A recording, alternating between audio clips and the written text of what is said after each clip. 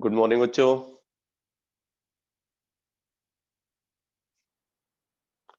Good morning.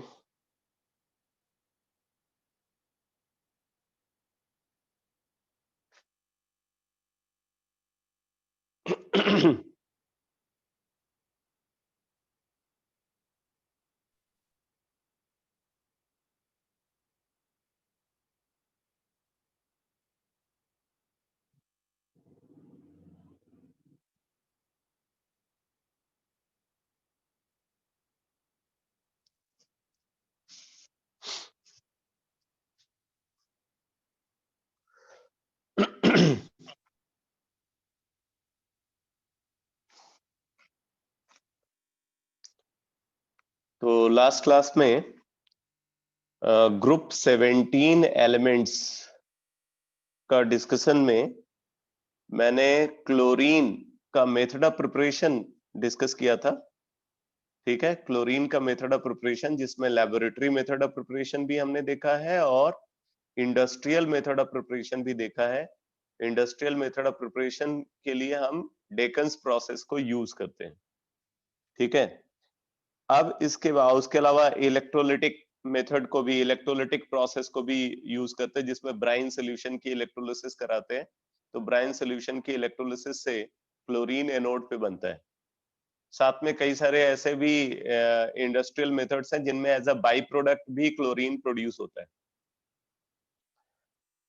अब इसके बाद आगे क्लोरीन की प्रॉपर्टीज गिवन है। ठीक है, प्रॉपर्टीज ऑफ क्लोरीन। तो अगर हम क्लोरीन की प्रॉपर्टीज को देखें तो यहाँ पे लिखा हुआ है it is a greenish yellow gas.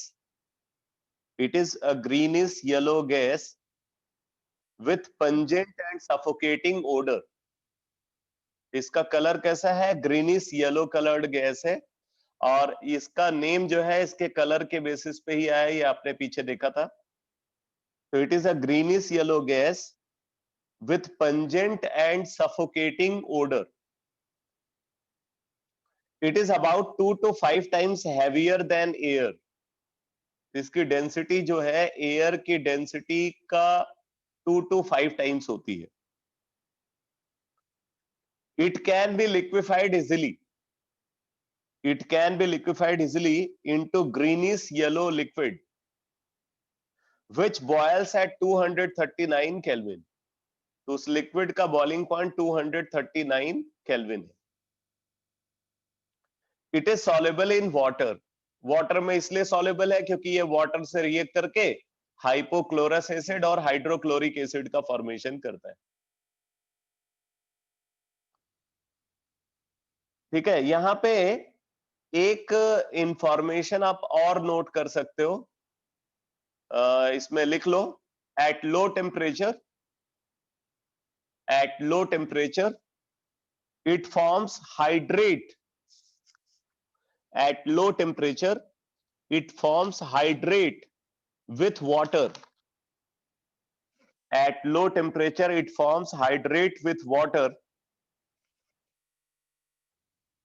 ये हाइड्रेट होता है Cl2 dot 8H2O।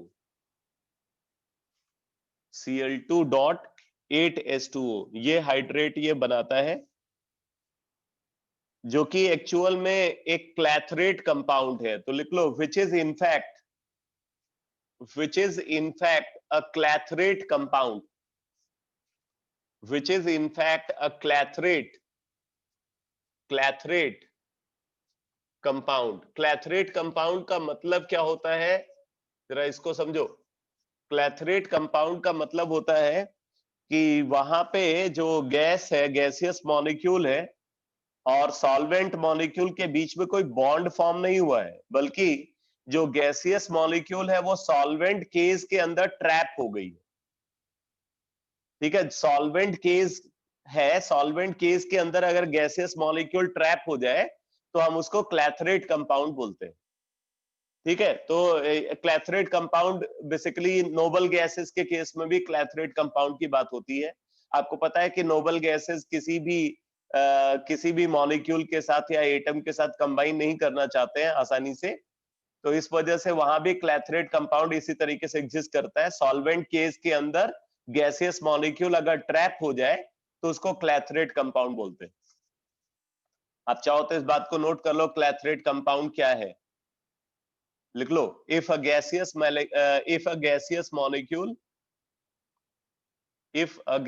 Molecule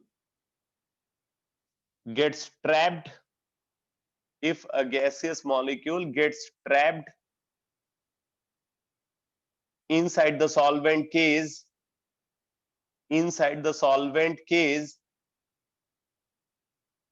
then it is called clathrate compound. If a gaseous molecule gets trapped inside the solvent case then it is called clathrate compound. ठीक है, तो ये एक clathrate compound है जो कि लो टेम्परेचर पे एग्जिस्ट करता है। अब आगे देखो, इसकी केमिकल प्रॉपर्टीज की बात कर रहे हैं, तो बोले chlorine reacts with a number of metals and non metals to form chlorides. Metal और नॉन मेटल से रिएक्ट करके ये क्लोराइड का फॉर्मेशन करता है, जैसे एल्युमिनियम के साथ एल्युमिनियम क्लोराइड, सोडियम के साथ सोडियम क्लोराइड, आयरन के साथ फेरिक क्लोराइड। और इसी तरीके से नॉन मेटल में देखो, फास्फोरस के साथ फास्फोरस ट्राइक्लोराइड और इनफैक्ट पेंटाक्लोराइड का भी फॉर्मेशन करेगा ये। और सल्फर के साथ ये सल्फर मोनोक्लोराइड का फॉर्मेशन करता है। आगे देखो, बोला it has great affinity for hydrogen. It has great affinity for hydrogen. It reacts with compounds containing hydrogen to form HCl। तो अगर किसी कंपाउंड के अंदर हाइड्रोजन है तो ये उस हाइड्रोजन से कंबाइन करके उसको HCl में कन्वर्ट कर देता है। तो जैसे hydrogen reacts with chlorine to give 2HCl, इसी तरीके से हाइड्रोजन सल्फाइड को अगर क्लोरीन से रिएक्ट करा रहे हैं तो सल्फर का सारा हाइड्रोजन क्लोरीन से अटैच हो गया और सल्फर फ्री हो गया, तो HCl प्लस सल्फर। इसी तरीके से आप देख रहे हो C10H16 है, C10H16 इसको क्लोरीन से रिएक्ट कराया तो यहाँ पे HCl बन गया और सारा कार्बन फ्री हो गया। तो मतलब अगर किसी कंपाउंड के अंदर हाइड्रोजन प्रेजेंट है और उस कंपाउंड को आप क्लोरीन से रिएक्ट कराते हो तो क्लोरीन क्या करेगा, क्लोरीन जो है वो सारा हाइड्रोजन को 1 by 1 रिमूव कर सकता है।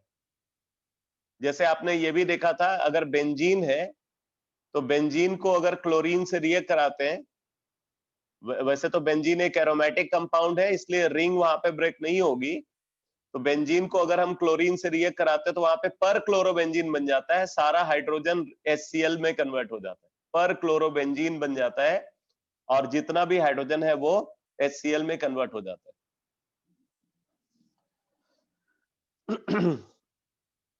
इसी तरीके से देखो, विथ एक्सेस अमोनिया, तो बोले chlorine gives nitrogen and ammonium chloride. Chlorine gives nitrogen and ammonium chloride, whereas with excess chlorine, nitrogen trichloride is formed, जो कि explosive in nature होता है। तो जैसे आप देख रहे हो कि 8 अमोनिया यहाँ पे एक्सेस में है, इसको क्लोरीन से रिएक्ट कराया जा रहा है। ये बड़ी इंपॉर्टेंट रिएक्शन है बेटा, ठीक है। 8 अमोनिया को हम एक्सेस में ले रहे हैं और इसको हमने क्लोरीन से रिएक्ट कराया, तो क्लोरीन से रिएक्ट कराने पे यहां फॉर्म हो रहा है ammonium chloride 6 molecule and nitrogen gas release होती है। अगर एक्सेस में अमोनिया है और उसको क्लोरीन से रिएक्ट करा रहे हैं तो अमोनियम क्लोराइड का फॉर्मेशन होता है और नाइट्रोजन गैस प्रोड्यूस होती है। लेकिन देखो, अगर हम क्लोरीन को एक्सेस में लेते हैं, अब यही इंपॉर्टेंट है, जब अमोनिया को एक्सेस में ले रहे हैं तो अलग प्रोडक्ट बन रहा है, और अगर क्लोरीन को एक्सेस में ले रहे हैं तो अलग प्रोडक्ट बन रहा है। तो अगर इसको क्लोरीन को एक्सेस में लिया है तो यहां पे फॉर्म हो जाता है NCl3, ठीक है, NCl3 का फॉर्मेशन होता है और HCl प्रोड्यूस होती है। ठीक है, NCl3 ये एक्सप्लोसिव इन नेचर होता है, एक्सप्लोसिव इन नेचर।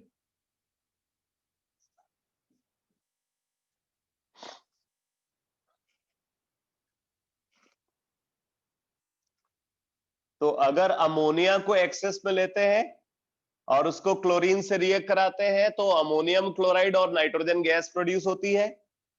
लेकिन अगर क्लोरीन को एक्सेस में लेते हैं और उसको अमोनिया से रिएक्ट कराते हैं तो NCl3 और HCl का फॉर्मेशन होता है। ये आपको याद रखना है, काफी इंपॉर्टेंट है ये।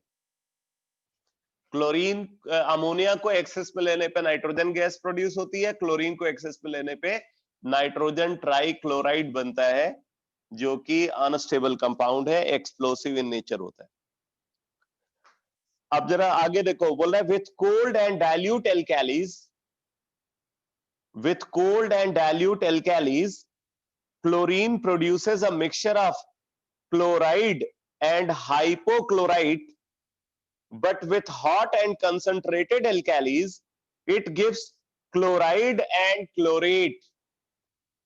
ठीक है, तो अगर बोल रहा है कि कोल्ड एंड डाइल्यूट एल्काली है तो उस कंडीशन में क्लोराइड और हाइपोक्लोराइट का फॉर्मेशन होता है। ये वही सॉल्ट है जो सॉल्ट बेसिकली क्लोरीन को वाटर से रिएक्ट कराने पे जो एसिड्स प्रोड्यूस होते हैं उन एसिड्स के सॉल्ट है ये। जैसे आपने ये देखा है कि अगर क्लोरीन को वाटर से रिएक्ट कराया जाए, अगर नॉर्मल वाटर को हम कंसीडर कर रहे हैं रूम टेम्परेचर पे, तो क्लोरीन वाटर से कंबाइन करके क्या बनाता है, HCl और HOCl का फॉर्मेशन करता है। तो यहां पे बोल रहे हैं कि जब हम क्लोरीन को एल्काली से रिएक्ट कराएंगे, कोल्ड एंड डाइल्यूट एल्काली से रिएक्ट कराएंगे, तो इन्हीं एसिड्स के सॉल्ट बनते हैं। HCl का सॉल्ट हो जाएगा NaCl, HOCl का सॉल्ट हो जाएगा NaOCl। तो इन्हीं एसिड्स के सॉल्ट फॉर्म हो जाते हैं अगर हम इसको एल्काली से रिएक्ट कराते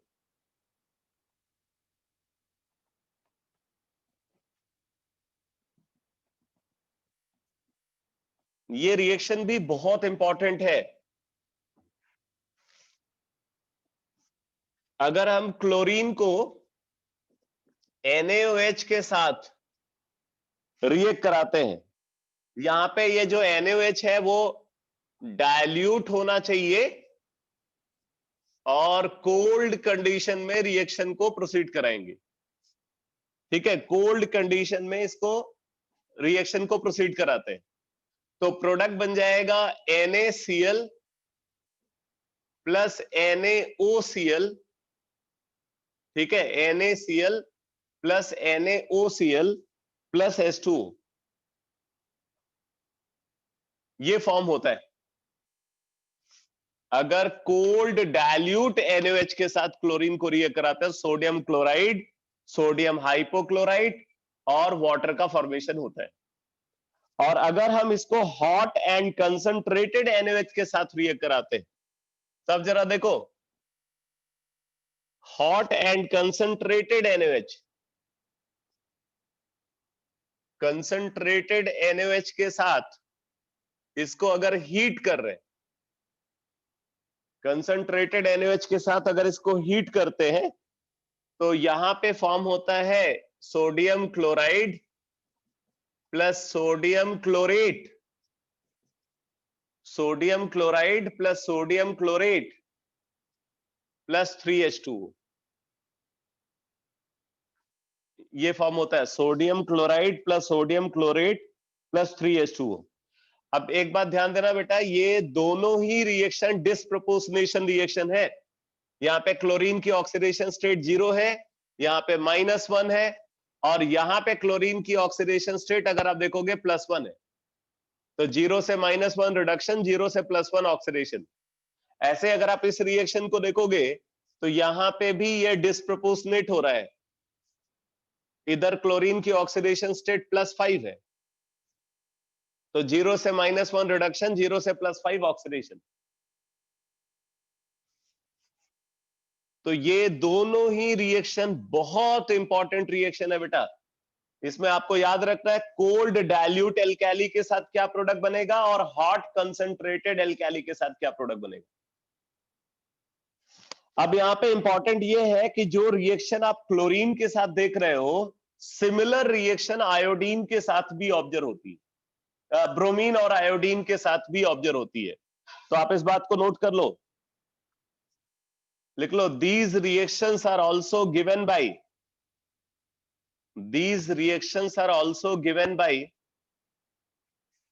bromine and iodine. These reactions are also given by bromine and iodine. These reactions are also given by bromine and iodine. अब जरा आगे देखो, बोला है with dry slacked lime it gives bleaching powder. अगर हम इसको क्लोरीन को स्लैग्ड लाइम के साथ, ड्राई स्लैग्ड लाइम के साथ रिएक्ट कराते हैं तो ब्लीचिंग पाउडर का फॉर्मेशन होता है। बहुत इंपॉर्टेंट कंपाउंड है ब्लीचिंग पाउडर। तो यहाँ पे रिएक्शन गिवन है 2CaOH twice plus 2Cl2 gives CaOCl twice plus CaCl2 plus 2H2O। ठीक है, और आगे देखो, बोले the composition of bleaching powder is CaOCl twice. ये आपको याद रखना पड़ेगा क्योंकि बड़ा कंफ्यूजन रहता है, ब्लीचिंग पाउडर किसको बोलेंगे, ब्लीचिंग पाउडर इसको बोलेंगे या ब्लीचिंग पाउडर इसको बोलेंगे या ये पूरा कंपाउंड। ठीक है, तो एक्चुअल में ब्लीचिंग पाउडर इस पूरे मिक्सचर को बोलते हैं। जो आप यहाँ पे मिक्सचर देख रहे हो इसको ब्लीचिंग पाउडर बोलते हैं। तो ब्लीचिंग पाउडर का कंपोजिशन क्या है, CaOCl twice dot CaCl2 dot CaOH twice dot 2H2O. This mixture is called bleaching powder.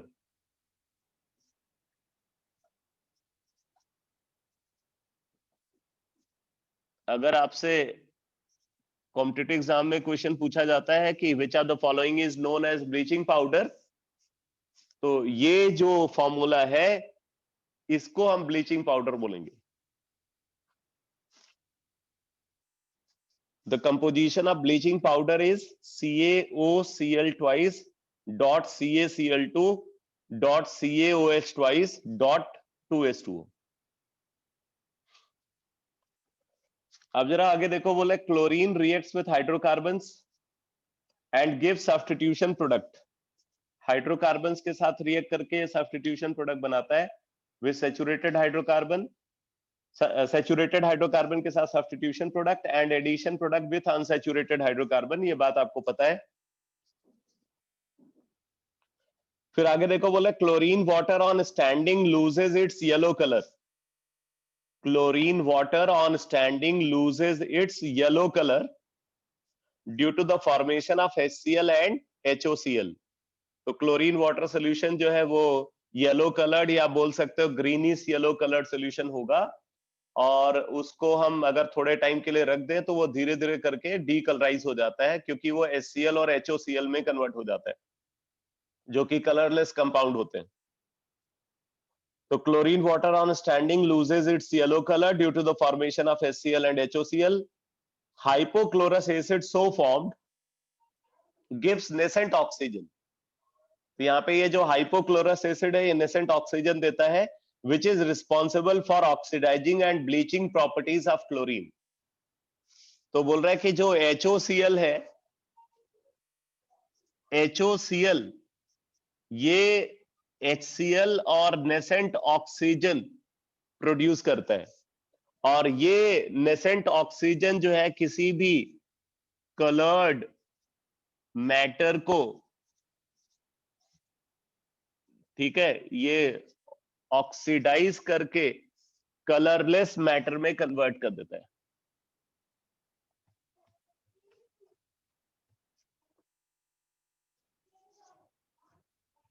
Colourless matter.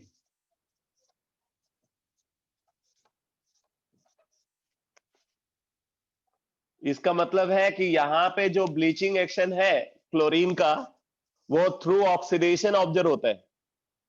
Chlorine जो ब्लीचिंग एक्शन दिखाता है वो ऑक्सीडेशन के थ्रू दिखाता है, इसीलिए यहां पे परमानेंट ब्लीचिंग होगी।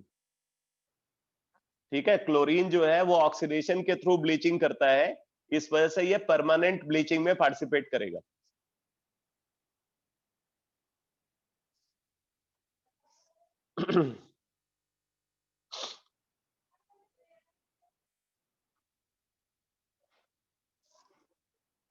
अब जरा आगे देखो, बोल रहा है it oxidises ferrous to ferric.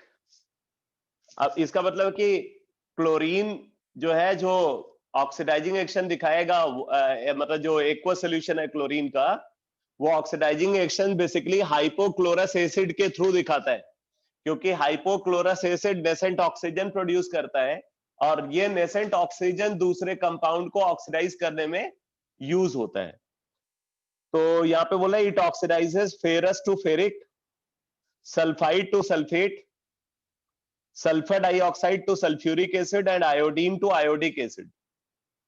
तो किसको ये ऑक्सीडाइज कर सकता है? बोल रहा है फेरस सॉल्ट को फेरिक सॉल्ट में। यहाँ पे रिएक्शन गिवन है 2FeSO4 plus H2SO4 plus Cl2 gives ferric sulphate plus 2HCl।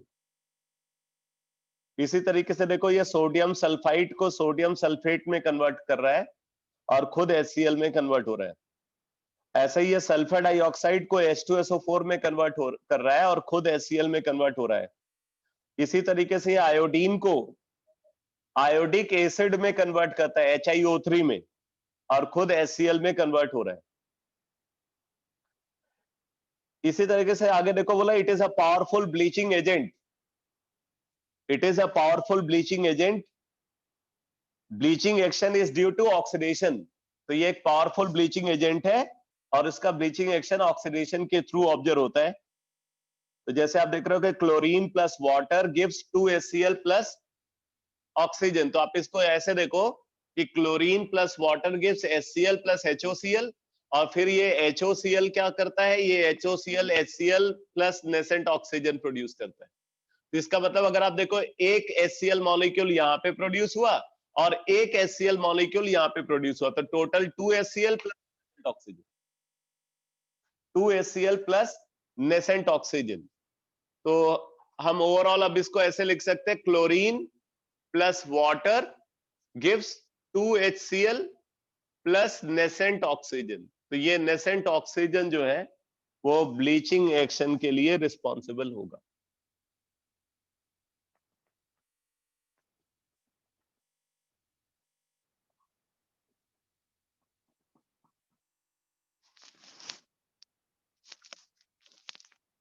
एक मिनट बेटा, जरा वेट करना।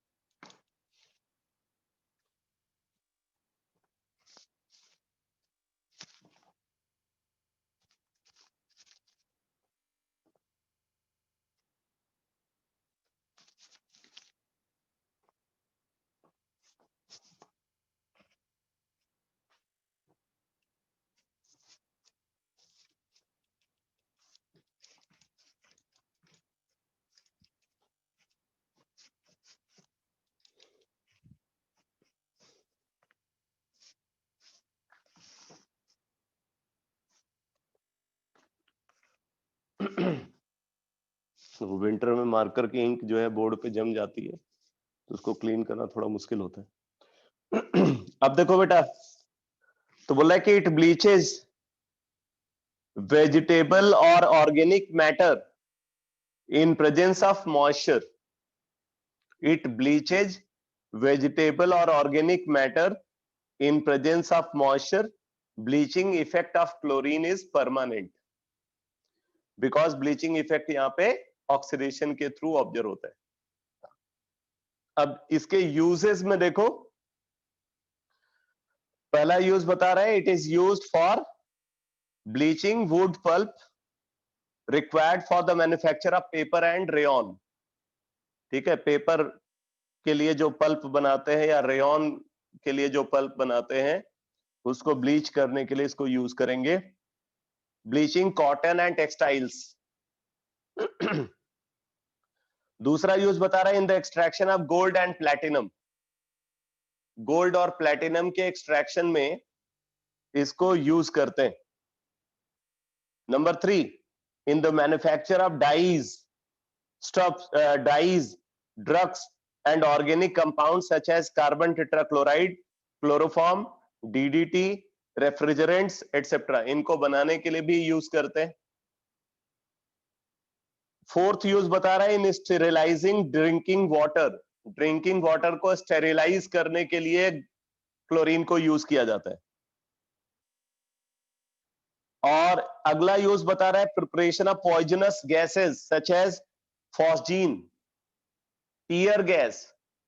ठीक है, नाइट्रोक्लोरोफॉर्म को टीयर गैस बोलते हैं। मस्टर्ड गैस, इनको प्रोड्यूस करने के लिए भी क्लोरीन को यूज किया जाता है। तो ये सब क्लोरीन के यूजेस है। ठीक है, तो अब जैसे देखो एक एग्जांपल गिवन है, right the balance chemical equation for the reaction of chlorine with hot and concentrated NaOH। Is this reaction a disproportionation reaction? Justify। तो एक तो आपको रिएक्शन याद होनी चाहिए, और रिएक्शन याद होगी तो फिर डिस्प्रोपोर्शनेशन है या नहीं, ये बताने में आपको कोई दिक्कत नहीं होगी। अब जैसे इन टेक्स्ट क्वेश्चन पूछ रहे हैं, give the reason for bleaching action of chlorine. तो आप बोलोगे कि क्लोरीन जो है वो वाटर के साथ कंबाइन करके नेसेंट ऑक्सीजन प्रोड्यूस करता है, और वो नेसेंट ऑक्सीजन ब्लीचिंग एक्शन दिखाता है, दूसरे किसी भी कलर्ड सब्सटेंस को ऑक्सीडाइज करके उसको डीकलराइज कर देता है। इस तरीके से ये परमानेंट ब्लीचिंग करता है। अब यही सारी बात आपको लिखनी पड़ेगी। इसी तरीके से बोले name 2 poisonous gases which can be prepared from chlorine gas. तो क्लोरीन गैस से जो 2 पॉइजनस गैसेस हम प्रोड्यूस करते हैं, उसमें एक फॉस्जीन है और दूसरा आप मस्टर्ड गैस बोल सकते हो। ठीक है, नेक्स्ट कंपाउंड है हाइड्रोजन क्लोराइड, HCl। आप बुकलेट में देखोगे, यहां तो क्लोरीन का डिस्कशन था, बुकलेट में फ्लोरीन, ब्रोमीन, आयोडीन तीनों का डिस्कशन गिवन है। जैसे यहाँ पे एनसीईआरटी में सिर्फ HCl को डिस्कस किया गया है, बुकलेट में HF, HBr, HI का भी डिस्कशन है। तो हाइड्रोजन क्लोराइड, तो बोले Glauber prepared this acid in 1648 by heating common salt with concentrated sulfuric acid। तो ग्लोबर ने इस एसिड को, HCl को सबसे पहले प्रोड्यूस किया लेबोरेटरी में। कैसे? कॉमन सॉल्ट को H2SO4 से रिएक्ट करा करके। Davy in 1810 showed that it is a compound of hydrogen and chlorine। ठीक है, तो डेवी ने यह बताया कि ये बेसिकली एलिमेंट नहीं है, बल्कि ये कंपाउंड है, क्योंकि ये 2 एलिमेंट से मिलकर के बना है।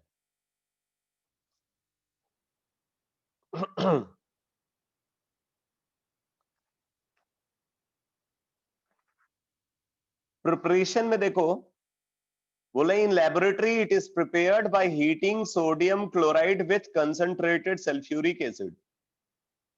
सोडियम क्लोराइड को कंसंट्रेटेड सल्फ्यूरिक एसिड से के साथ हीट करके HCl बनाते हैं। और इस मेथड को सॉल्ट केक मेथड और क्राफ्ट प्रोसेस बोलते हैं। सॉल्ट केक मेथड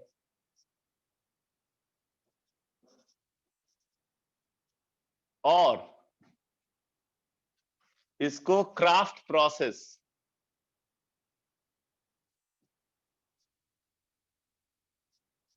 बोलते हैं। सॉल्ट केक मेथड और क्राफ्ट प्रोसेस, ये जो लेबोरेटरी मेथड ऑफ प्रिपरेशन है मैं उसकी बात कर रहा हूं। अब देखो इसमें क्या कर रहे हैं, इसमें सोडियम क्लोराइड को H2SO4 के साथ 420 केल्विन टेम्परेचर पे ट्रीट कर रहे हैं, तो यहां पे सोडियम बाइसल्फेट बन जाता है और HCl, सोडियम बाइसल्फेट बनता है और HCl। उसके बाद बोल रहे हैं ये जो सोडियम बाइसल्फेट फॉर्म हुआ है ये फर्दर सोडियम क्लोराइड से रिएक्ट करता है एट 823 केल्विन, तो बन जाता है sodium sulphate and HCl, sodium sulphate and HCl। तो इस तरीके से कंप्लीटली क्लोरीन की रिकवरी हो जाती है, मतलब क्लोरीन जो है वो HCl में कन्वर्ट कर लिया जाता है। तो पहले स्टेप में HCl फॉर्मेशन जो है वो लोअर टेम्परेचर पे हो रहा है, दूसरे स्टेप में HCl फॉर्मेशन हायर टेम्परेचर पे हो रहा है। तो बोल रहे हैं कि HCl gas can be dried by passing through concentrated sulphuric acid. HCl gas can be dried by passing through concentrated sulfuric acid। तो कंसंट्रेटेड H2SO4 से हम इसको पास करके अगर इसके अंदर मॉइस्चर है HCl के अंदर तो उस मॉइस्चर को हम रिमूव कर देते, यानी कि मॉइस्ट HCl को ड्राई करने के लिए कंसंट्रेटेड H2SO4 को यूज किया जाएगा। मॉइस्ट HCl को अगर हमें ड्राई HCl में कन्वर्ट करना है तो ड्राई HCl में कन्वर्ट करने के लिए इसको कंसंट्रेटेड H2SO4 के साथ ट्रीट करेंगे, तो मॉइस्ट HCl ड्राई HCl में कन्वर्ट हो जाएगा।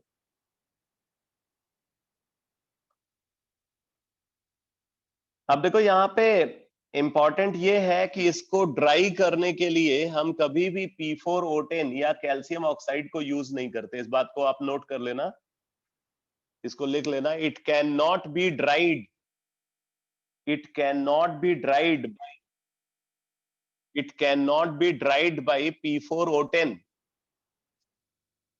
it cannot be dried by P4O10, it cannot be dried by P4O10 or calcium oxide, it cannot be dried by P4O10 or calcium oxide since they react with it chemically, since they react with it chemically।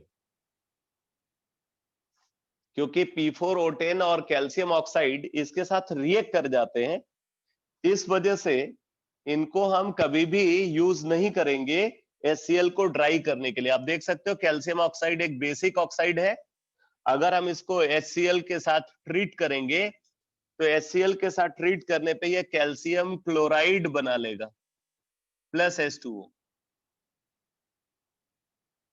उसी तरीके से अगर P4O10 को consider किया जाए with HCl तो ये react करके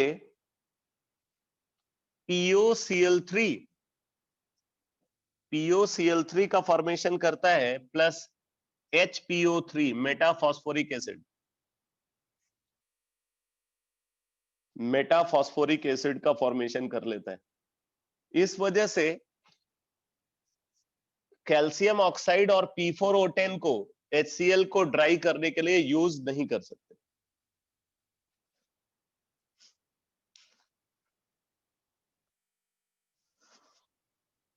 अब जरा आगे देखो प्रॉपर्टीज में, तो बोल रहा है कि it is a colourless and pungent smelling gas. HCl जो है कलरलेस पंजेंट स्मेलिंग गैस है। It is a colourless and pungent smelling gas. It is easily liquefied to a colourless liquid with boiling point 189 kelvin.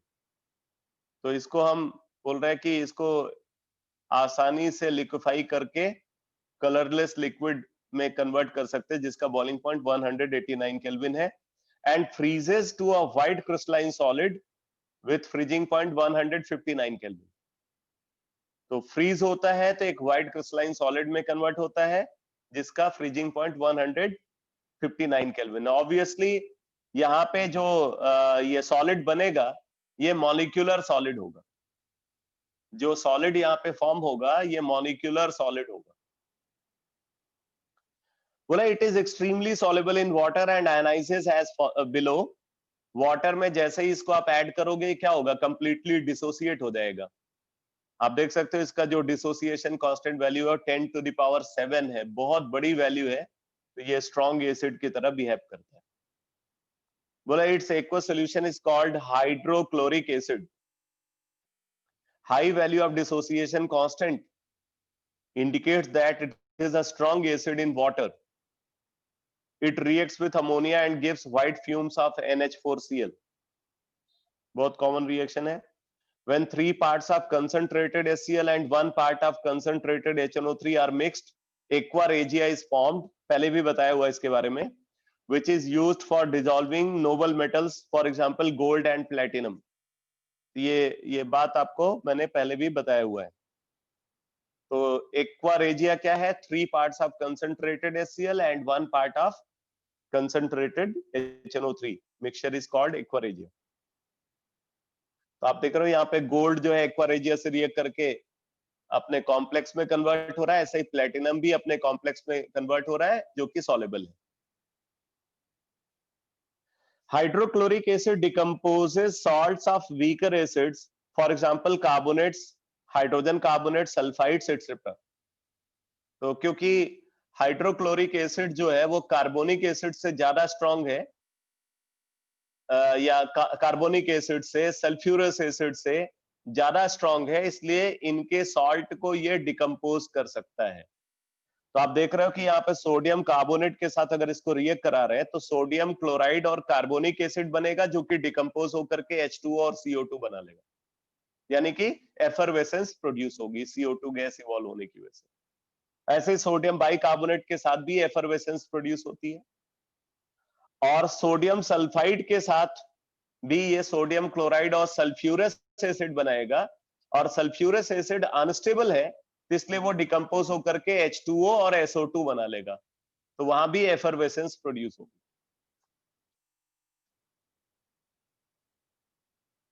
तो ये HCl की chemical properties है। और फिर उसके बाद HCl के यूजेस यहाँ पे बता रहे हैं। तो यूजेस में बोल रहा है कि it is used number 1 in the manufacture of chlorine. Deacon's process में इसको क्लोरीन बनाने के लिए यूज करेंगे, अमोनियम क्लोराइड बनाने के लिए इसको यूज करेंगे, and glucose from starch, starch से ग्लूकोज बनाने के लिए भी हम इसको यूज करते हैं। For extracting glue from bones, for extracting glue from bones, bone से ग्लू को एक्सट्रैक्ट करने के लिए यूज करते हैं, एंड प्योरीफाइंग बोन ब्लैक, ठीक है, बोन ब्लैक को प्योरीफाई करने के लिए, in medicine and as a laboratory reagent, ठीक है, मेडिसिन के अंदर इसको यूज करते हैं और लेबोरेटरी रिएजेंट के फॉर्म में यूज करते हैं। तो ये सब इसके यूजेस हैं। अब एक बात और इंपॉर्टेंट है, जैसे मैंने यहाँ पे सॉल्ट केक मेथड और क्राफ्ट प्रोसेस के बारे में मैंने आपको बताया हुआ है, जिसमें आप देख रहे हो कि NaCl यानी कि कॉमन सॉल्ट को H2SO4 के साथ हीट करते हैं, कंसंट्रेटेड H2SO4 के साथ हीट करते हैं, तो उस प्रोसेस में HCl गैस बनती है। बोल रहे कि इस मेथड को हम हाइड्रोजन ब्रोमाइड और हाइड्रोजन आयोडाइड को प्रोड्यूस करने के लिए नहीं यूज कर सकते। अब इसी के बारे में एक इंफॉर्मेशन है, आप इसको नोट करो, लिखो लिखो। Hydrogen bromide and hydrogen iodide, hydrogen bromide and hydrogen iodide can not be, hydrogen bromide and hydrogen iodide cannot be produced, hydrogen bromide and hydrogen iodide cannot be produced by heating, by heating, by heating bromide or iodide salt, by heating bromide or iodide salt with concentrated H2SO4, with concentrated H2SO4, with concentrated H2SO4, because hot concentrated H2SO4, because hot concentrated H2SO4, because hot concentrated H2SO4 oxidizes them, because hot concentrated H2SO4 oxidizes them into bromine and iodine, oxidizes them into bromine and iodine, oxidizes them into bromine and iodine, and reduces itself, and reduces itself, and reduces itself into SO2, and reduces itself into SO2.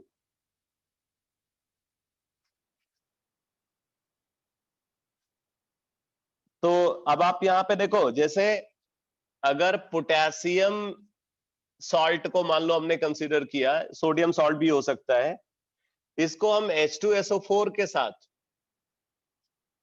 ठीक है, H2SO4 के साथ अगर heat कर रहे हैं, तो H2SO4 के साथ हीट करने पे पहले तो ये बन जाता है KHSO4 plus hydrogen halide, KHSO4 plus hydrogen halide,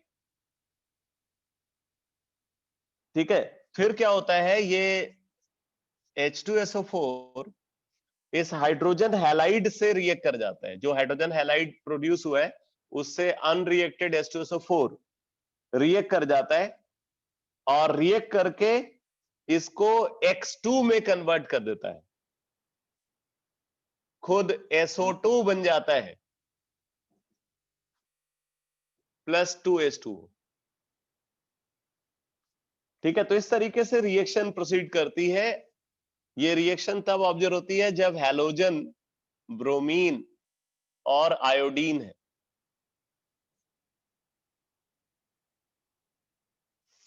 जब हैलोजन, ब्रोमीन और आयोडीन है तो यहां पे क्या होगा, जो सॉल्ट है, सॉल्ट को कंसंट्रेटेड H2SO4 X2 में कन्वर्ट करेगा।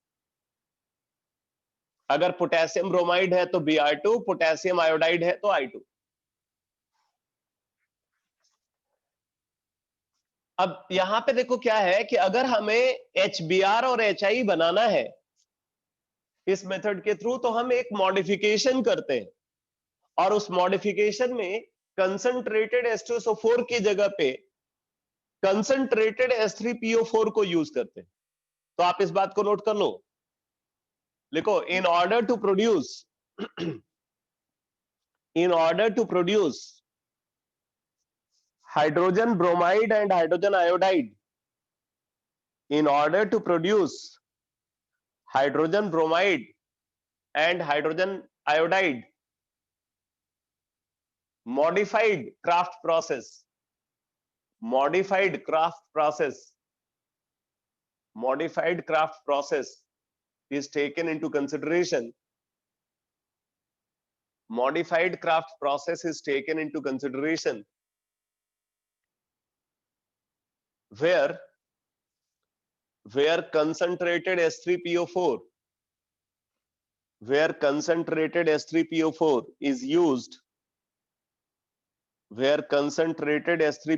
is used, instead of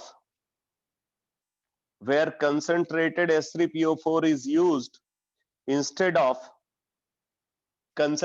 H2SO4, instead of concentrated H2SO4. तो मॉडिफाइड क्राफ्ट प्रोसेस में कंसंट्रेटेड H3PO4 की जगह पे कंसंट्रेटेड H2SO4 को यूज किया जाता है। और अब यहाँ पे रिएक्शन क्या ऑब्जर्व होती है, देखो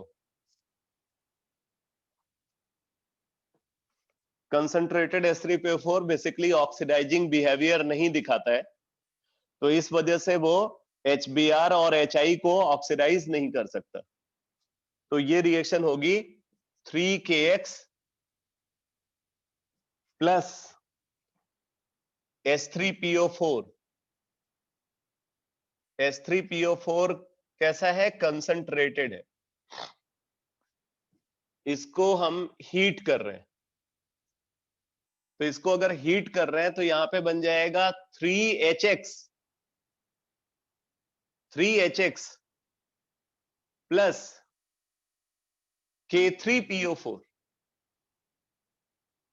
ये रिएक्शन होती है। यहां पे अगर हम X को कंसीडर करें तो X जो है वो क्लोरीन, ब्रोमीन, आयोडीन तीनों हो सकता है, क्लोरीन, ब्रोमीन, आयोडीन तीनों हो सकता है। और एक बात और मैं आपको बता दूं बेटा, ये जो रिएक्शन हो रही है, ये रिएक्शन वोलेटिलिटी डिफरेंस की वजह से होती है, ये रिएक्शन वोलेटिलिटी डिफरेंस की वजह से होती है। एसिडिक स्ट्रेंथ इसके लिए रिस्पॉन्सिबल नहीं है। क्यों? क्योंकि जो H3PO4 है ये वीक एसिड होता है, जबकि ये जो HX है यानी कि HBr और HI ये स्ट्रॉन्ग एसिड है।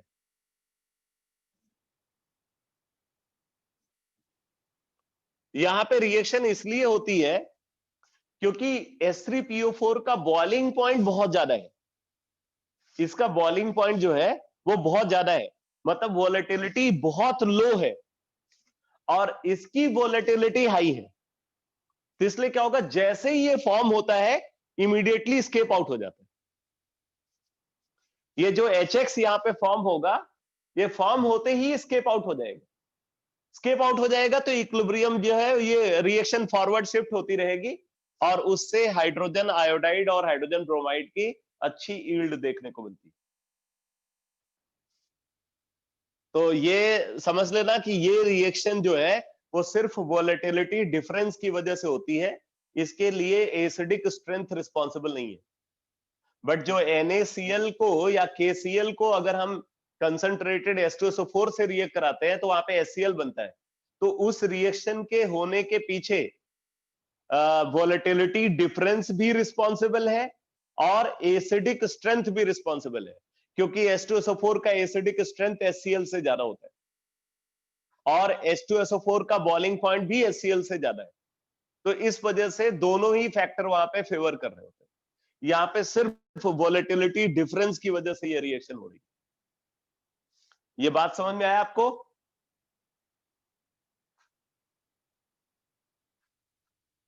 ये मॉडिफाइड क्राफ्ट प्रोसेस में रिएक्शन के होने के पीछे जो फैक्टर रिस्पॉन्सिबल है वो समझ में आ रहा है?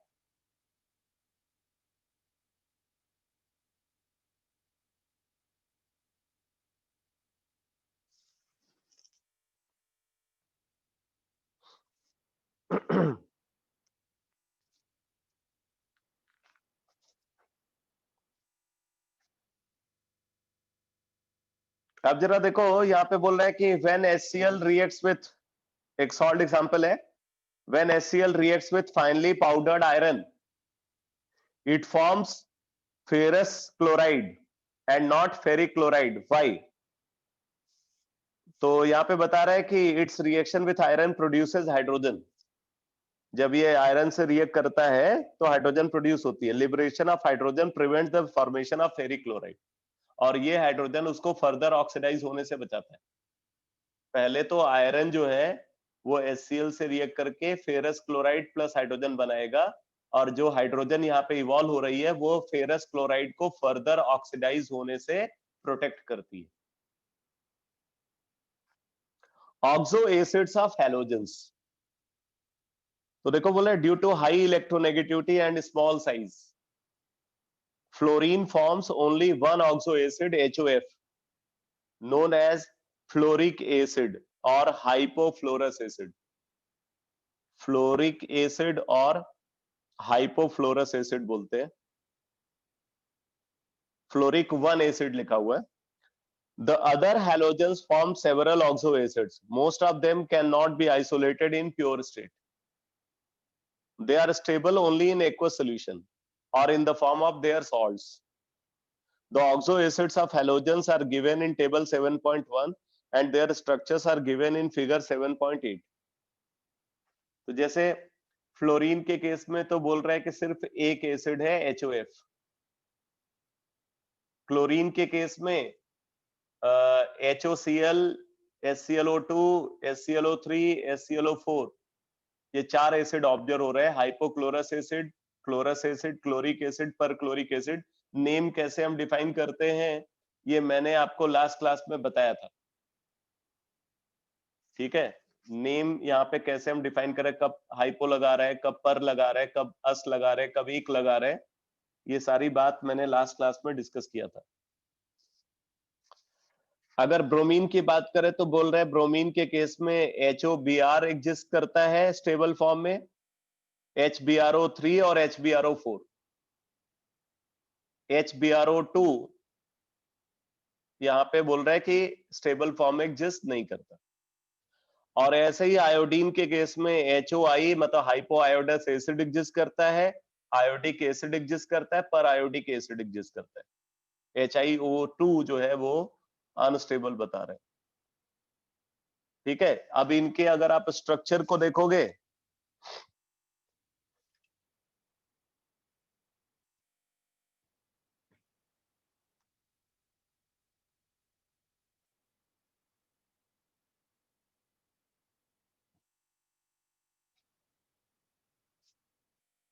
तो इनका स्ट्रक्चर ऐसा है।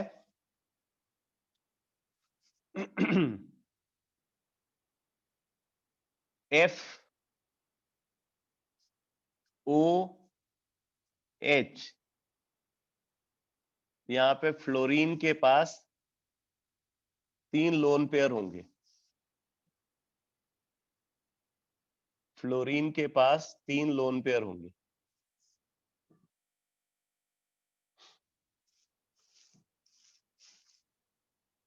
जनरल सेंस में आप इसको ऐसे लिख लो, X,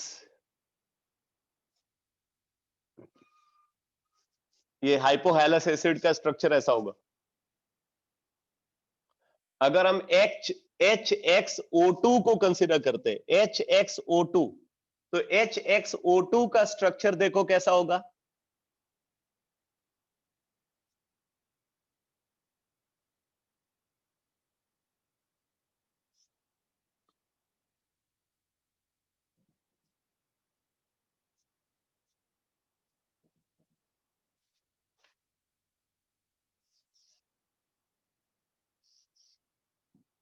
ये HXO2 का स्ट्रक्चर है, HXO2 जो सिर्फ क्लोरीन बनाता है। फिर उसके बाद देखो HXO3 का स्ट्रक्चर, HXO3 का स्ट्रक्चर कैसा है।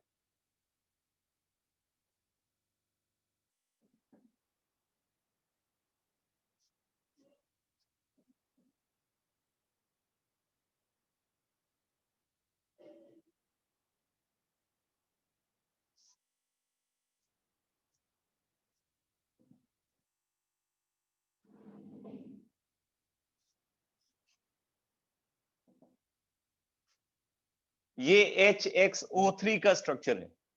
सब में आप देख रहे हो जो सेंट्रल एटम है उसका हाइब्रिडाइजेशन sp3 होगा, सेंट्रल एटम का हाइब्रिडाइजेशन sp3 है इन सारे केसेस में। और इसी तरीके से HXO4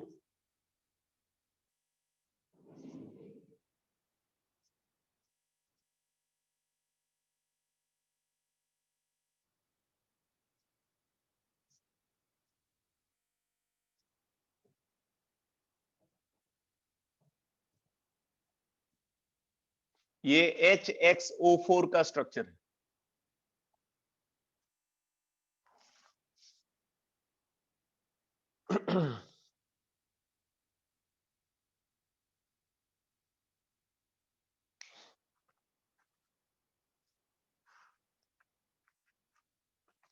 ये इनके ऑक्सो एसिड्स के स्ट्रक्चर है।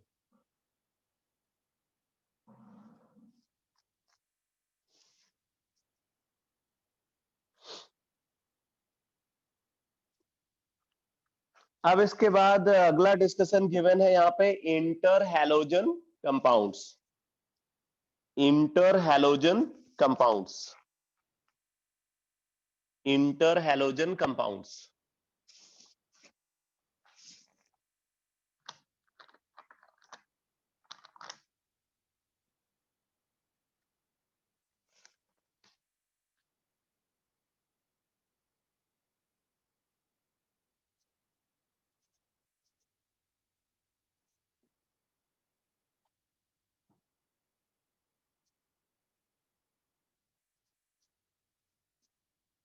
इंटर हैलोजन कंपाउंड्स, तो क्या होते हैं इंटर हैलोजन कंपाउंड? देखो बोला है when two different halogens react with each other interhalogen compounds are formed. मतलब वो कंपाउंड जो कि हैलोजेंस के बीच में फॉर्म होता है, डिफरेंट हैलोजेंस के बीच में फॉर्म होता है, उसको इंटर हैलोजन कंपाउंड बोलते हैं। उसके अलावा कोई और एलिमेंट नहीं होगा। They can be assigned general composition as X, X prime, X, X3 prime, X, X5 prime and X, X7 prime। तो इंटरहैलोजन कंपाउंड कितने टाइप के हैं? X, X prime, X, X3 prime, X, X5 prime, X, X7 prime। ठीक है, तो ये total 4 type के inter halogen compound observe होते हैं।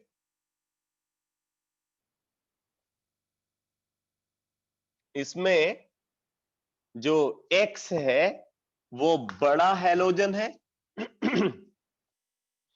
X यहां पे बिगर हैलोजन है,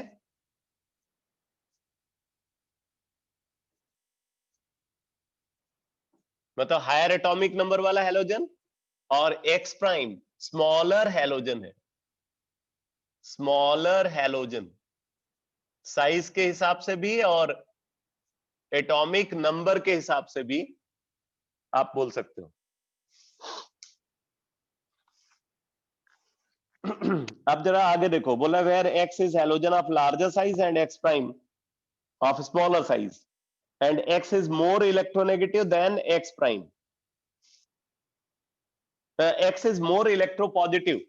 तो ये जो बिगर हैलोजन है ऑब्वियसली साइज बड़ा होगा तो इलेक्ट्रोनेगेटिविटी कम होगी, तो ये लेसर इलेक्ट्रोनेगेटिव होगा, लेसर इलेक्ट्रोनेगेटिव होगा।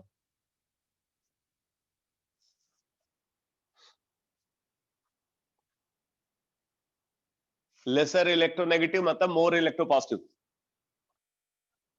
फिर आगे देखो, बोले as the ratio between radii of X and X prime increases the number of atoms per molecule also increases. बहुत इंपॉर्टेंट बात है भाई। बोल रहे हैं कि जैसे जैसे जैसे जैसे X और X prime RX upon RX prime, बोला जैसे जैसे ये इंक्रीज करता है ratio, size of X upon size of X prime, अगर ये रेशियो इंक्रीज करेगा तो atomicity of the molecule, atomicity of the molecule also increases.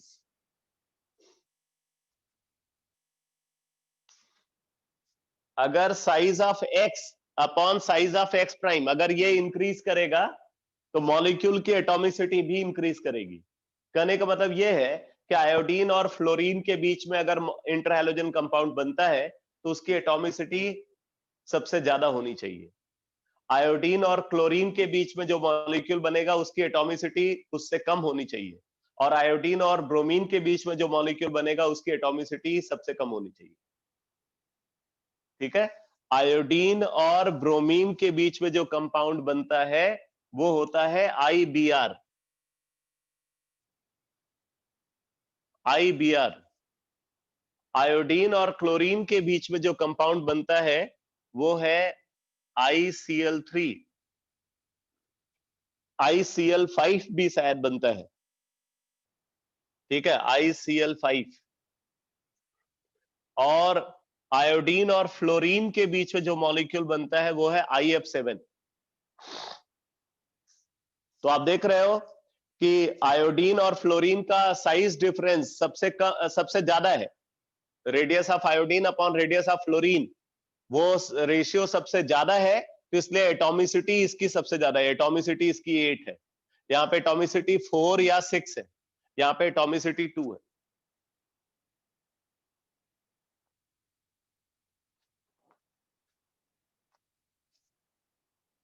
तो बोला as the ratio between radii of x and x prime increases the number of atoms per molecule also increases.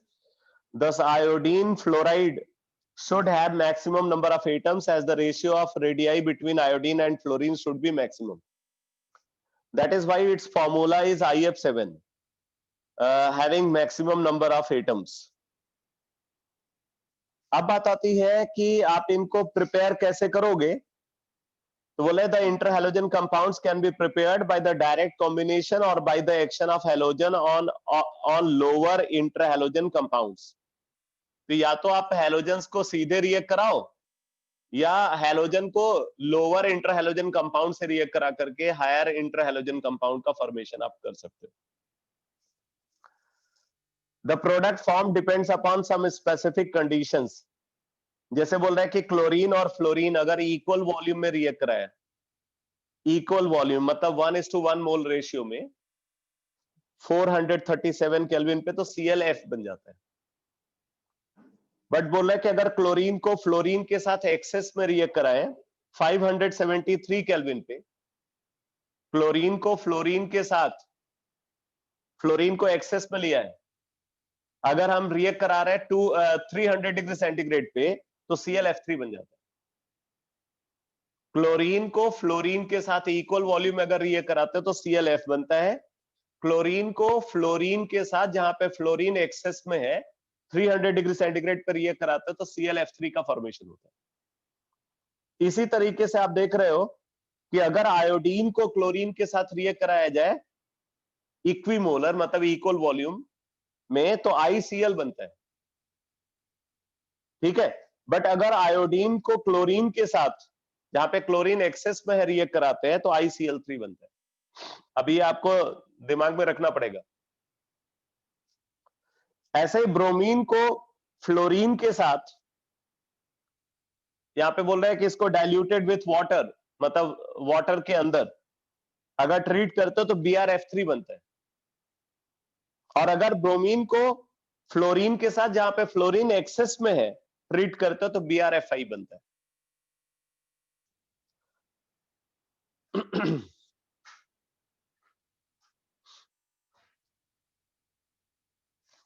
इसी तरीके से कुछ और reactions को मैं आपको बता रहा हूं जिसमें इंटरहैलोजन कंपाउंड का फॉर्मेशन होता है।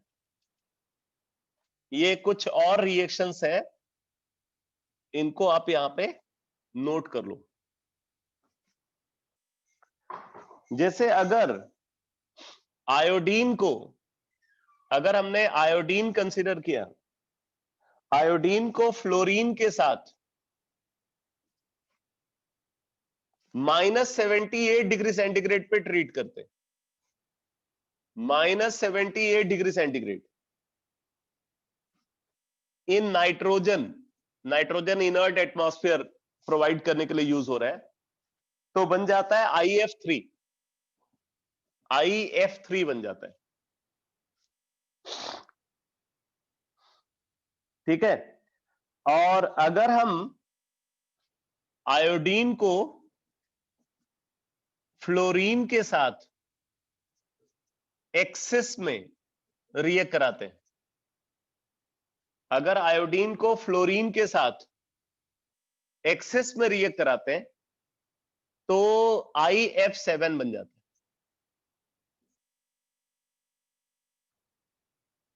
आयोडीन को फ्लोरीन के साथ अगर एक्सेस में रिएक्ट कराते हैं तो IF7 बन जाता है। IF7 को एक और तरीके से भी फॉर्म किया जा सकता है, जैसे IF5 है, इसको फ्लोरीन के साथ 270 डिग्री सेंटीग्रेड पे रिएक्ट कराते हैं तो IF7 बनता है। ऐसे भी IF7 को फॉर्म किया जा सकता है। इसी तरीके से ClF, अभी आपने देखा कि क्लोरीन और फ्लोरीन को इक्वल वॉल्यूम में रिएक्ट कराने पे ClF बनता है, तो अगर ClF को फ्लोरीन से रिएक्ट कराएं तो ClF3 बन जाता है, ClF3। और अगर ClF3 को फ्लोरीन के साथ एक्सेस में रिएक्ट कराते हैं तो ClF5 बन जाता है।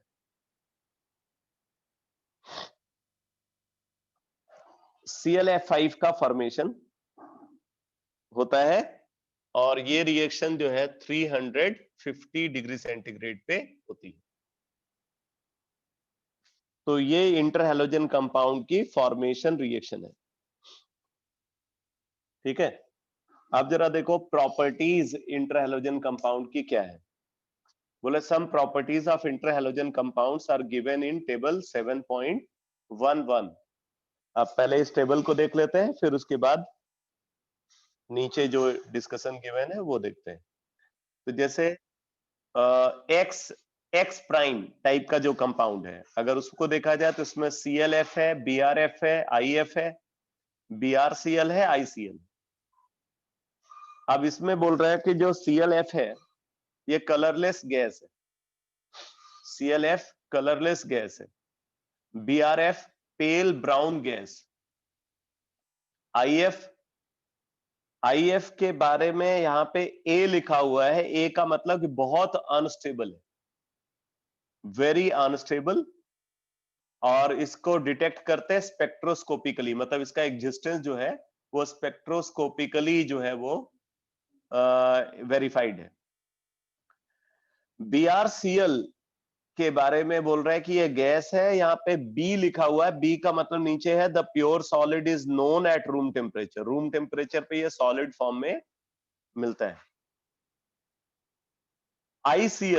ICl के बारे में बोल रहा है कि ये रूबी रेड सॉलिड है, इसका अल्फा फॉर्म, और ब्राउन रेड सॉलिड है इसका beta form.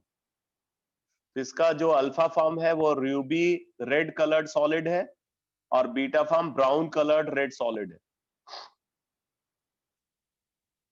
Brownish red coloured solid है ऐसे बोलो। IBr ब्लैक सॉलिड है। अब X3 प्राइम में अगर आप देखो तो यहाँ पे ClF3 है, BrF3 है, IF3 है, ICl3 है। ICl3 के ऊपर C लिखा हुआ, C का मतलब है dimerises as chlorine bridge dimer I2Cl6, मतलब इसका जो स्ट्रक्चर होगा बेटा वो ऐसा होगा ICl3, जैसे एक ICl3 हो गया, इसी तरीके से दूसरा ICl3 कंसीडर कर रहे हैं, ठीक है। तो अब यहाँ पे क्या होता है, इस क्लोरीन के पास 3 लोन पेयर है, इस क्लोरीन के पास 3 लोन पेयर है, आयोडीन के पास d ऑर्बिटल है, इसलिए ये इसके साथ कोऑर्डिनेट बॉन्ड बना लेगा, और ये इसके साथ कोऑर्डिनेट बॉन्ड बना लेगा। तो इस तरीके से I2Cl6 एग्जिस्ट करता है। ये I2Cl6 डाइमर के फॉर्म में एग्जिस्ट करेगा, ICl3 का डाइमर है।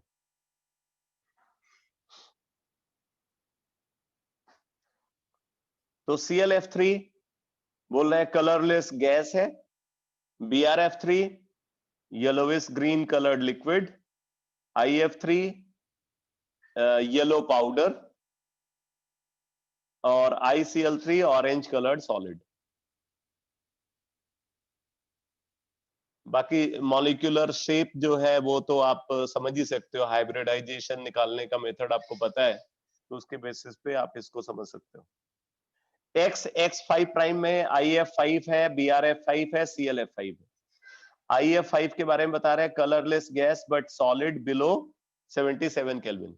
77 केल्विन से कम टेम्परेचर पे सॉलिड होता है, अदरवाइज ये कलरलेस गैस है। BrF5 में बोल रहे हैं कलरलेस लिक्विड है और ClF5 में colourless liquid. BrF5 ClF5 colourless liquid है और X7 प्राइम का एग्जांपल है IF7, एक ही एग्जांपल है, कलरलेस गैस होता है। अब एक बात आप समझ सकते हो कि अगर जो बड़ा एटम है, बड़ा एटम का ऑक्सीडेशन स्टेट बढ़ रहा है, ठीक है, इसका ऑक्सीडेशन स्टेट अगर बढ़ेगा तो ये छोटे एटम को, मतलब जो छोटा हैलोजन एटम है जो हैलाइड आयन के फॉर्म में प्रेजेंट है, उसको ज्यादा पोलराइज करेगा। अगर इसकी ऑक्सीडेशन स्टेट बढ़ती है तो वो इस हैलाइड आयन को ज्यादा पोलराइज करेगा, और अगर इसको ज्यादा पोलराइज करेगा तो कंपाउंड के अंदर कोवेलेंट कैरेक्टर बढ़ेगा। आप ये बोल सकते हो कि सेंट्रल एटम की ऑक्सीडेशन स्टेट जितनी ज्यादा होगी, ठीक है, उसकी पोलराइजिंग पावर उतनी ज्यादा होगी, कंपाउंड के अंदर कोवेलेंट कैरेक्टर उतना ज्यादा होगा। तो जैसे अगर आपसे बोला जाए कि भाई IF5 है, IF7 है और IF3 है, अगर इनके कोवेलेंट कैरेक्टर का ऑर्डर देखें तो कोवेलेंट कैरेक्टर का ऑर्डर यहां पे ये होना चाहिए, IF3 का कोवेलेंट कैरेक्टर सबसे कम, IF5 का उससे ज्यादा, IF7 का सबसे ज्यादा, ठीक है। और कोवेलेंट कैरेक्टर अगर बढ़ेगा तो ऐसे सिचुएशन में कंपाउंड का मेल्टिंग पॉइंट, बॉइलिंग पॉइंट दोनों डिक्रीज करेगा। अगर कोवेलेंट कैरेक्टर बढ़ता है तो कंपाउंड का मेल्टिंग पॉइंट, बॉइलिंग पॉइंट दोनों डिक्रीज करेगा। तो आप जरा IF3 को देखो, तो IF3 बोल रहा है कि येलो पाउडर है, ध्यान देना, ये येलो सॉलिड है,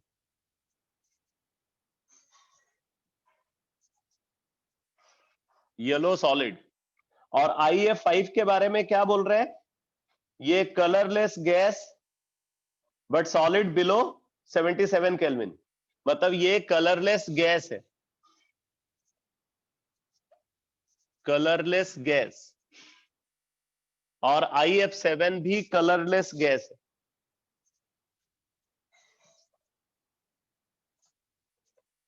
अब देखो फिजिकल स्टेट में ये सॉलिड फॉर्म में एग्जिस्ट कर रहा है, ये गैसियस फॉर्म में एग्जिस्ट कर रहा है, या गैसेस फॉर्म में एग्जिस्ट कर रहा है। तो इसका मतलब कि इसका जो मेल्टिंग पॉइंट, बॉइलिंग पॉइंट है वो सबसे ज्यादा है, और इधर मेल्टिंग पॉइंट, बॉइलिंग पॉइंट सबसे कम है।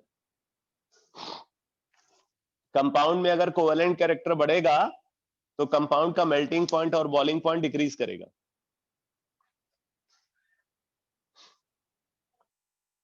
तो अब जरा आगे देखो बेटा, बोला these are all covalent molecules, these are all covalent molecules and are diamagnetic in nature. ये सब कोवेलेंट मॉलिक्यूल्स हैं, डायमैग्नेटिक होते हैं। दे आर वोलेटाइल सॉलिड्स और liquids at 298 Kelvin except ClF. They are volatile solids or liquids at 298 Kelvin except ClF, which is a gas.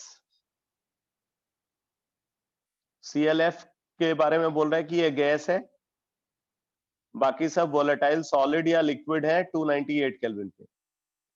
Their physical properties are intermediate their physical properties are intermediate between those of constituent halogens except their melting point and boiling point are a little higher than expected. ये बड़ा important point है, इस पे question भी पूछा जाता है। तो बोला गया कि इनकी जो फिजिकल प्रॉपर्टीज है वो कॉन्स्टिट्यूएंट हैलोजन के इंटरमीडिएट होती है, इन बिटवीन होती है। जैसे क्लोरीन और फ्लोरीन के बीच में कोई इंटरहैलोजन कंपाउंड बन रहा है तो उसकी जो फिजिकल प्रॉपर्टीज होंगी वो क्लोरीन और फ्लोरीन के इन बिटवीन होंगी। सिर्फ बोल रहा है कि इनका मेल्टिंग पॉइंट और बॉइलिंग पॉइंट जो है वो ज्यादा होगा, मेल्टिंग पॉइंट और बॉइलिंग पॉइंट दोनों से ज्यादा होगा, बिकॉज इनके अंदर कोवेलेंट नहीं, इनके अंदर पोलर कैरेक्टर होगा।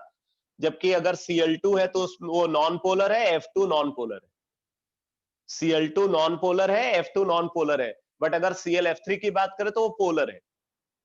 तो पोलर होने की वजह से इंटरमॉलिक्यूलर फोर्सेस की स्ट्रेंथ बढ़ जाती है, तो इस वजह से मेल्टिंग पॉइंट और बॉइलिंग पॉइंट जो है वो एक्सपेक्टेशन से ज्यादा होगा। तो आप इसको फिर से देखो, their physical properties are intermediate between those of constituent halogens except that their melting point and boiling point are a little higher than expected. एक्सपेक्टेशन से ज्यादा होता है मेल्टिंग पॉइंट और बॉइलिंग पॉइंट। फिर आगे देखो, बोले their chemical reactions can be compared with the individual halogens. Their chemical reactions can be compared with the individual halogens. In general interhalogen compounds are more reactive than halogens. बहुत important है, they are more reactive than halogens except fluorine. Fluorine को छोड़ करके बाकी जो halogens हैं उनसे इनकी रिएक्टिविटी ज्यादा होती है। This is because XX prime bond in interhalogens is weaker than XX bond. क्योंकि बॉन्ड में पोलर कैरेक्टर होता है, तो पोलर कैरेक्टर होने की वजह से बॉन्ड ज्यादा इजिली ब्रेक हो सकता है। This is because XX prime bond in interhalogens is weaker than XX bond in halogens except fluorine bond. तो आप यहां पे बॉन्ड स्ट्रेंथ के हिसाब से अगर इनको कंपेयर करो, बॉन्ड स्ट्रेंथ के हिसाब से, तो क्या सिचुएशन अराइज होती है ऑर्डर ऑफ बॉन्ड स्ट्रेंथ की? सबसे वीक बॉन्ड है आयोडीन आयोडीन बॉन्ड, उससे स्ट्रॉन्ग बॉन्ड है फ्लोरीन फ्लोरीन बॉन्ड। उसके बाद बोल रहे हैं कि ex prime bond, ex prime bond, और फिर एक्स बॉन्ड। अब एक्स बॉन्ड में क्या क्या हो सकता है? यहां पे chlorine chlorine bond and bromine bromine bond. मैं यहां पे लिख ही देता हूं, ब्रोमीन ब्रोमीन बॉन्ड, फिर आ जाएगा chlorine chlorine bond.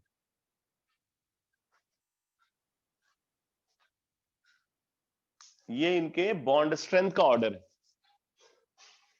Iodine iodine bond सबसे वीक होगा, फिर फ्लोरीन फ्लोरीन बॉन्ड, फिर ये इंटरहैलोजन कंपाउंड्स में जो बॉन्ड है, फिर ब्रोमीन ब्रोमीन बॉन्ड, फिर chlorine chlorine bond.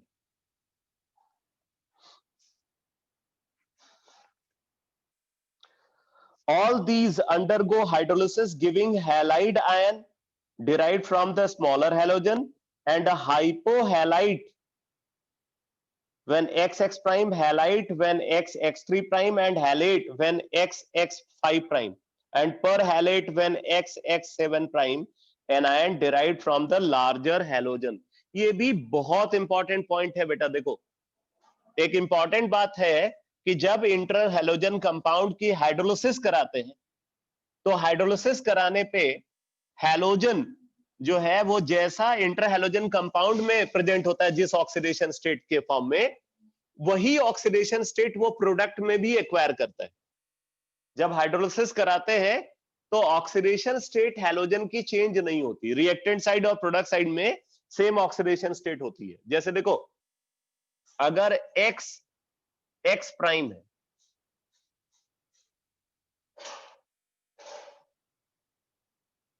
X ex prime. अब यहां पे आप देखो इसकी हाइड्रोलिसिस करा रहे हैं, तो हाइड्रोलिसिस में क्या होगा देखो, इसकी ऑक्सीडेशन स्टेट है +1, इसकी ऑक्सीडेशन स्टेट है -1।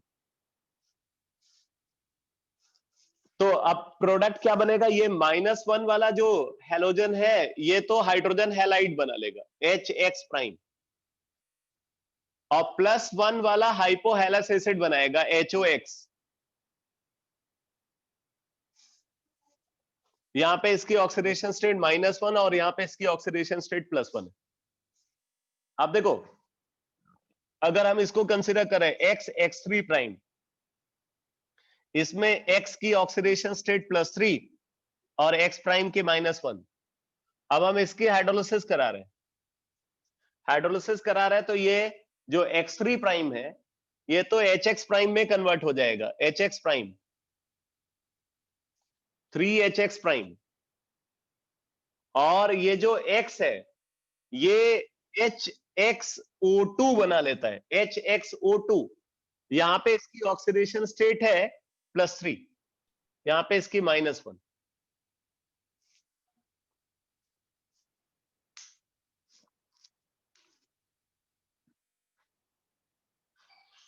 अब देखो अगर हम कंसीडर करें XX5 प्राइम, XX5 प्राइम, तो यहां पे X की ऑक्सीडेशन स्टेट +5 है और X प्राइम की -1 है।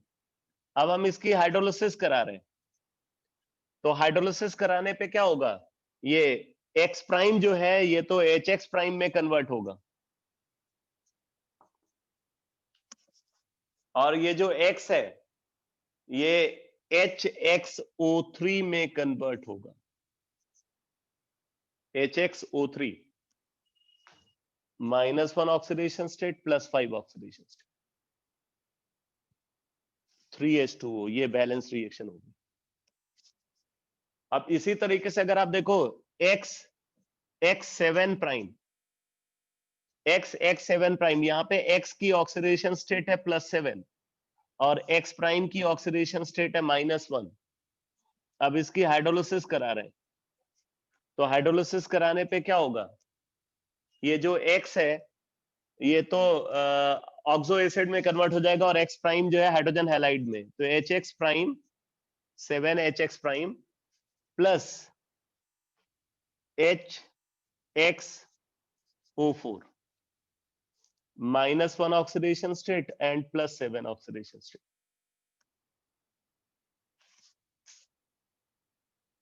तो आप देख रहे हो किसी भी रिएक्शन में जो इंटर हैलोजन कंपाउंड के अंदर हैलोजन की ऑक्सीडेशन स्टेट है, सेम ऑक्सीडेशन स्टेट वो प्रोडक्ट में भी एक्वायर कर रहा है। तो अभी यहाँ पे X प्राइम टाइप का अगर इंटर हैलोजन है तो वो बना रहा है हाइपोहेलस एसिड सेंट्रल एटम, या बिगर हैलोजन बोल सकते हो, और X3 प्राइम में ये बना रहा है हैलस एसिड।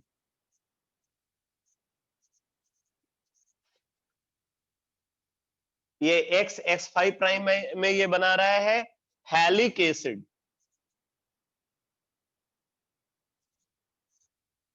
और X7 प्राइम में ये बना रहा है पर हैलिक एसिड, पर हैलिक एसिड।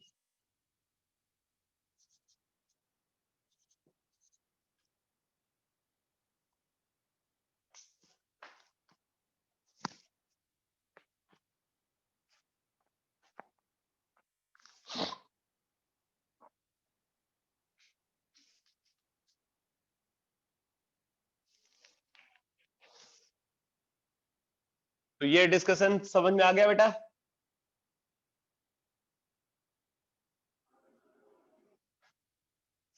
ये डिस्कशन क्लियर हो गया?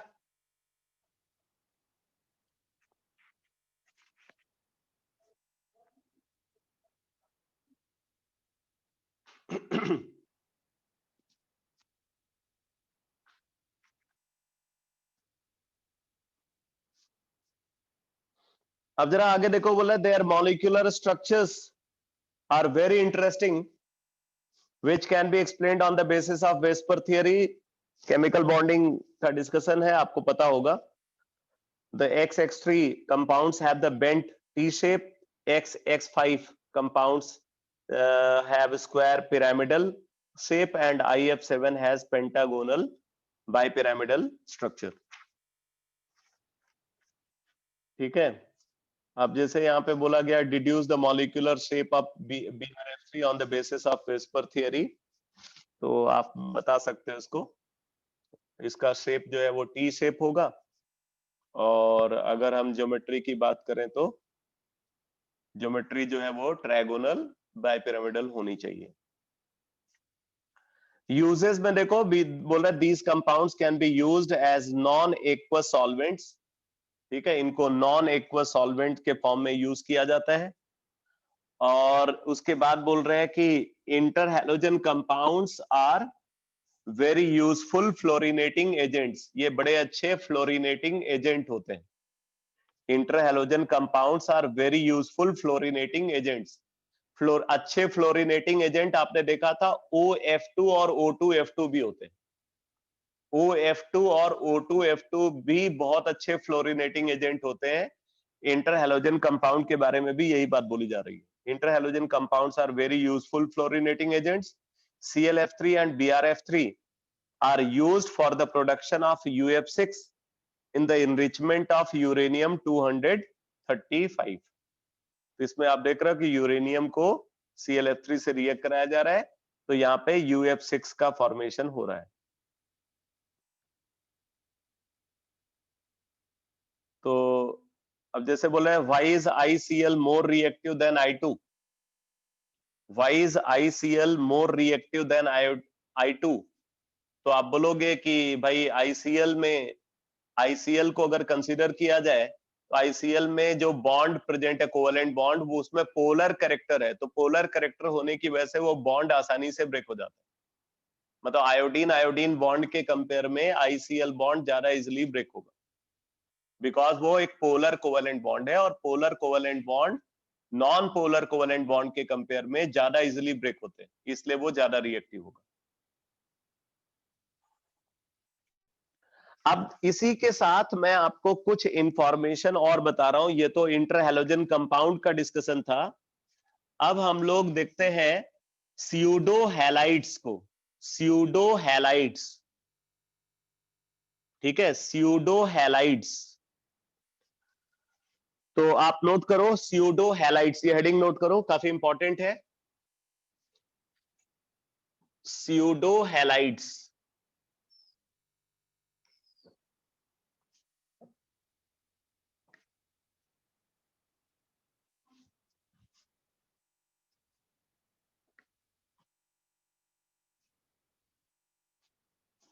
नोट करो इसके बारे में, लिखो. These are univalent ions. These are univalent ions. These are univalent ions with at least one nitrogen atom. These are univalent ions with at least one nitrogen atom.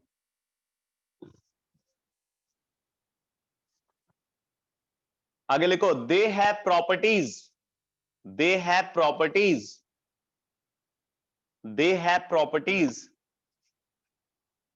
similar to those of halide ion. They have properties similar to those of halide ions. They have properties similar to those of halide ions. For example, pseudo halide के example Cn negative, SCN negative, N3 negative, OCN negative, etc.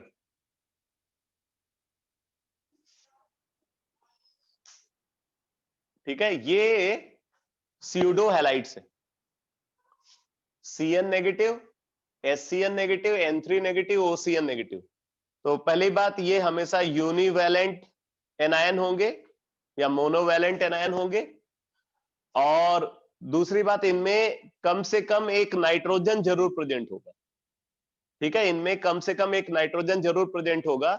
बाकी इनकी जो properties है, properties इनकी halide ion जैसी होती है, इसीलिए इनको स्यूडो हैलाइड बोलते हैं। लिख लो, फॉर एग्जाम्पल लिखो, for example cyanide ion resemble, for example cyanide ion resemble chloride ion, for example cyanide ion resemble chloride ion closely in the following ways, closely in the following ways, closely in the following ways। अब जरा देखो कैसे। पहली बात, जैसे chloride ion acid formation अगर करता है तो HCl बनाता है। अगर एसिड फॉर्मेशन करता है तो HCl बनाता है, तो साइनाइड आयन उसी तरीके से बनाता है HCl। जैसे क्लोराइड आयन HCl बनाता है, उसी तरीके साइनाइड आयन HCN बनाता है। जैसे क्लोरीन जो है वो Cl2 बनाता है, ठीक है, क्लोरीन जो है वो Cl2 बनाता है। अगर हम क्लोरीन की बात करें तो ये Cl2 का फॉर्मेशन करता है। वैसे ही साइनाइड आयन को अगर देखा जाए तो ये बनाता है CN ट्वाइस। इसको साइनोजेन बोलते हैं। ये हैलोजन है तो ये साइनोजेन है, इसको बोला जाता है साइनोजेन।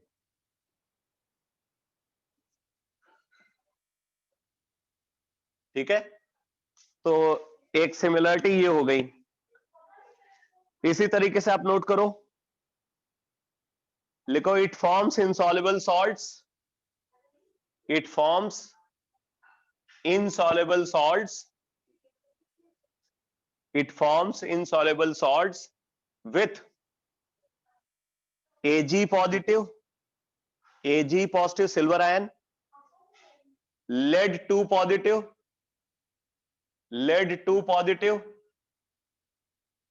and Hg2 positive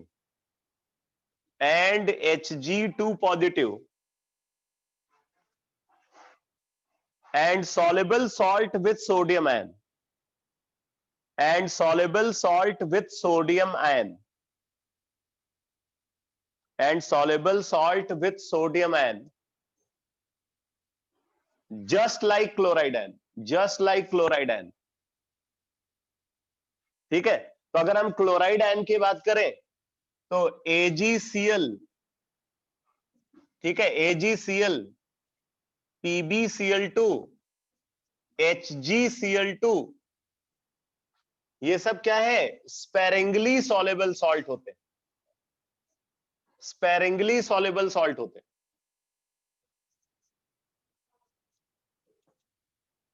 मतलब they are insoluble in water, इसीलिए बहुत आसानी से ये प्रेसिपिटेट फॉर्मेशन करते हैं।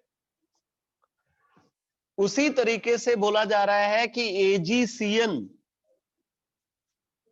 ठीक है, PbCN ट्वाइस और HgCN ट्वाइस, ये भी स्पेरिंगली सॉल्युबल सॉल्ट है। ठीक है, जैसे अगर आप देखो एल्काली मेटल के साथ अगर क्लोराइड आना है, NaCl है, KCl है, NaCl, KCl, BaCl2, ठीक है, BaCl2, अगर हम इनको कंसिडर कर रहे हैं तो ये है स्ट्रांगली सॉल्युबल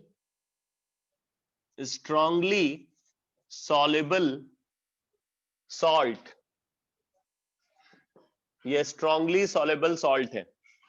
तो उसी पैटर्न पे NaCN, KCN, BaCN ट्वाइस, अगर इनको भी कंसीडर किया जाए तो ये स्ट्रांगली सॉल्युबल सॉल्ट है। ये सब सिमिलरिटी है स्यूडो हैलाइड की, अगर हम देखें तो हैलाइड के साथ। ठीक है, एक बात और इंपॉर्टेंट है, जैसे आपने देखा अभी कि क्लोरीन जो है, क्लोरीन को जब हम एल्कैली से रिएक्ट कराते हैं तो क्लोरीन एल्कैली के साथ डिस्प्रोपोर्शनेट होता है। क्लोरीन को आपने देखा, क्लोरीन जो है जब हम उसको एल्कैली से रिएक्ट कराते हैं तो क्या होता है, क्लोरीन डिस्प्रोपोर्शनेट होता है, Cl नेगेटिव बनाता है और OCl नेगेटिव बनाता है। Cl नेगेटिव का फॉर्मेशन करता है और OCl नेगेटिव का फॉर्मेशन करता है। अगर आप यहाँ पे NaOH को कंसीडर करोगे, ठीक है, ये डाइल्यूट NaOH है और कोल्ड, तो क्या बनाता है ये NaCl NaOCl प्लस H2O।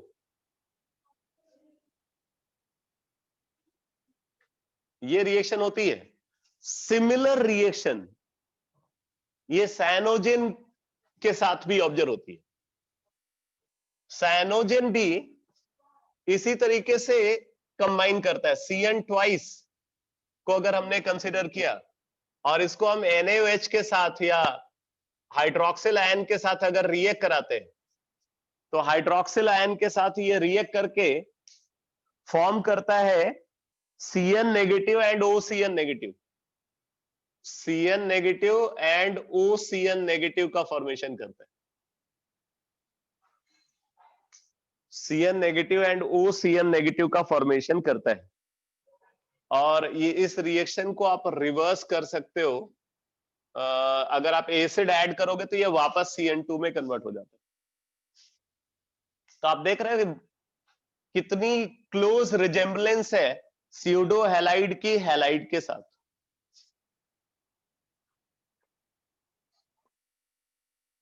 ठीक है, इसी तरीके से एक टर्म को और डिफाइन करते हैं। आप इसको भी नोट कर लो, फिर क्लास को कंप्लीट करता हूं। लिखो पॉलीहैलाइड्स। पॉलीहैलाइड्स, पॉलीहैलाइड्स।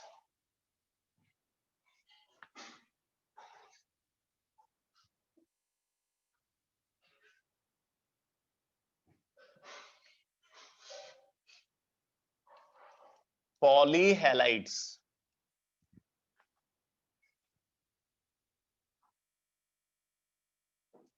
नोट करो।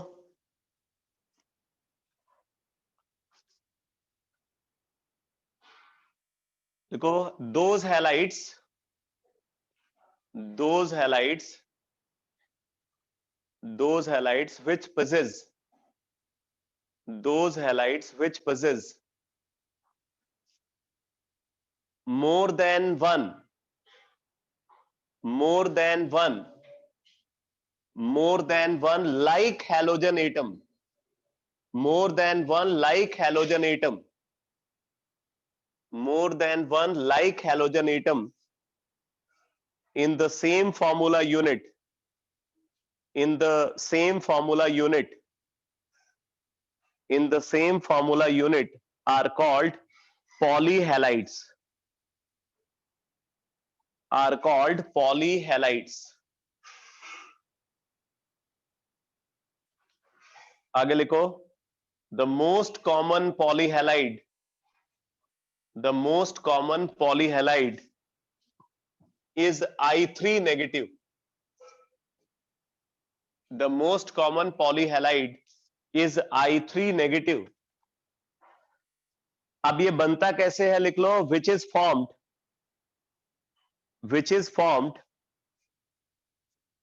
when iodine, which is formed when iodine combines with iodide ion, when iodine combines with iodide ion, तब ये बनता है। अब मैं आपको एक बात बता दूं, इसी के बेसिस पे काफी इंपॉर्टेंट है। आयोडीन जो होता है वो इनसॉल्युबल इन वाटर होता है। आयोडीन वाटर में इनसॉल्युबल होता है, लेकिन ये जो I3 नेगेटिव है ये सॉल्युबल है इन वाटर।